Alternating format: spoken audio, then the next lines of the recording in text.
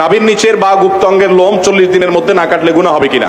এরপরে প্রশ্ন হলো গোসলখানার ভেতর বিবস্ত্র হয়ে গোসল করলে গুনাহ হবে কিনা। হাফ প্যান্ট পরে ফরজ গোসল করলে ফরজ গোসল হবে কিনা, বা ওই ফরজ গোসল নামাজ চলবে। এরপরে প্রশ্ন হলো চেয়ারে বসে নামাজ পড়লে নামাজ হবে কিনা। সবচেয়ে পপুলার প্রশ্ন, কমন প্রশ্ন, এই প্রশ্ন সব জায়গায় সব এলাকায় মানুষ করে, চেয়ারে বসে নামাজ পড়লে নামাজ হবে কিনা। যারা আল্লাহ তাআলা সুস্থ রাখছেন কমর টমর, এরা মনে হয় চেয়ারে বসে নামাজ পড়া মানুষগুলো দেখলে খুব মেজাজ গরম হয় মনে হয়।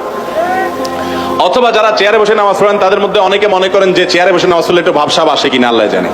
দেখেন, যদি কোনো ব্যক্তি কোমরে ব্যথার কারণে, কোনো অসুস্থতার কারণে রুকু বা সিজদার জন্য উনি কোমর ভাঙতে পারেন না, তিনি বাধ্য হয়ে চেয়ারে বসে নামাজ পড়লেন, এই ব্যক্তির নামাজ হবে ইনশাআল্লাহ। একজন দাঁড়াতে পারেন, তিনি দাঁড়াবেন, কিন্তু রুকুটা করতে পারেন না, তাহলে সোজা বসে ইশারা রুকু করবেন, ইশারা সিজদা, এটা জায়েজ আছে। নবী করিম সাল্লাল্লাহু আলাইহি ওয়াসাল্লাম এক সাহাবীকে বলেছেন, তুমি দাঁড়িয়ে নামাজ পড়বে, দাঁড়িয়ে পড়তে পারো না বসে পড়বে, বসে পড়তে পারো না তুমি ইশারায় পড়বে, কিন্তু নামাজ তোমাকে পড়তে হবে।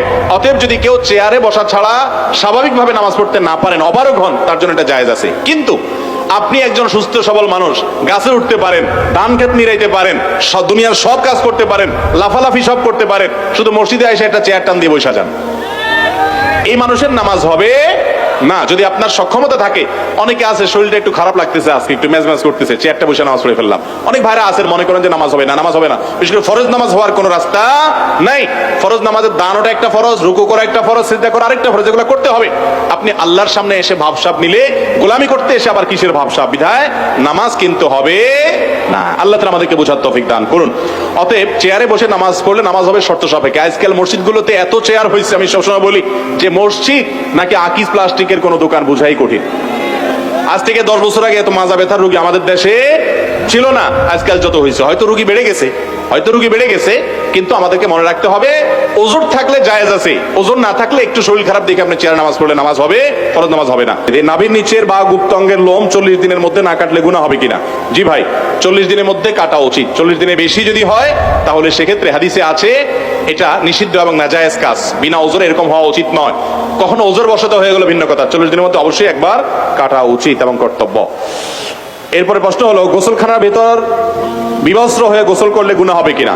যদি বিবস্ত্র হয়ে কেউ গোসল করে, গোসল হয়ে যাবে, কিন্তু বিবস্ত্র হওয়ার কারণে একটা গুনাহের কাজ হবে, গুনাহের কাজটা করা উচিত না। গুনাহটা বড় কোনো কবিরা গুনাহ হবে না, কিন্তু সাগীরা গুনাহ হবে।